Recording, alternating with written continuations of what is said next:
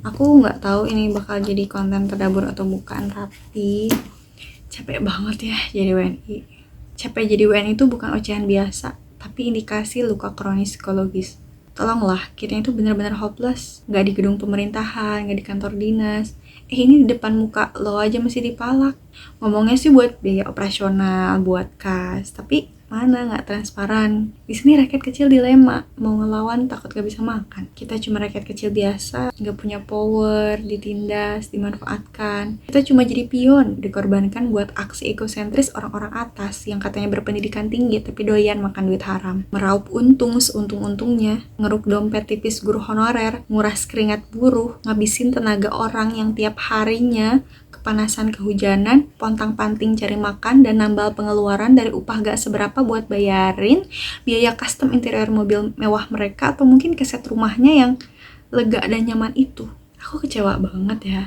Bantuan pemerintah yang cairnya aja mesti pakai administrasi yang repotin itu harus dipotong pajak tengah jalan. Katanya sih kalau nggak diusahain sama kita gak akan cair. Terus kwitansi di laporannya kita nggak boleh tuh nulis keterangan pembayaran pungli. Ada lagi nih, gaji guru honorer serti PPG berapa sih? 2 juta kan. Nah terus begitu cair katanya kita harus ngasih ke atasan kita. Lah sejak kapan pejabat yang udah PNS jadi mustahik? Pokoknya banyak deh kalau harus diomongin kayak bisa berbusa mulut aku. Teman-teman, jadi WNI itu emang capek ya. Kita nih yang rakyat dizalimi terus. Mereka aja yang songong, mereka yang sok si superior gitu kan. Allah aja yang ada di atas segalanya gak pernah tuh zalim kita. Surat An-Nisa ayat 40.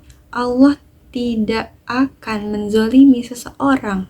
Emang mereka aja yang belagu. Tiap hari lihat pemberitaan isinya bad news semua. Kita sedih banget ya diperlakukan gak adil. Makanan kita tiap hari omon-omon doang. Gimana gak muak Bapak Ibu? Ada lagi nih ayat yang cocok banget buat WNI. Surat An-Nisa ayat 45.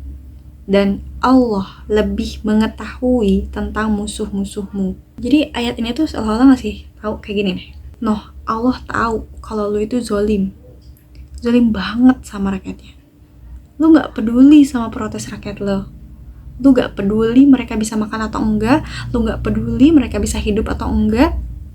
Pokoknya lu nggak peduli apapun sama mereka. Lu cuma egois, lu memperkaya diri doang gitu. Dan Allah tahu loh, Allah nandain lu banget gitu. Dengan baca ayat ini tuh aku ngerasa dibelain gitu ya. Kayak Allah tahu loh gitu. Di tengah ketidakberdayaan ini, di tengah ketakutan akan ancaman, kebingungan, ketakutan akan ketidakcukupan, aku belajar lagi untuk hasbunallah wa ni'mal wakil, ni'mal maula wa ni'man nasir. Cukuplah Allah jadi pelindung dan cukuplah Allah jadi penolong, dan Allah bakal balas kelakuan mereka. Allah akan membalasnya pasti.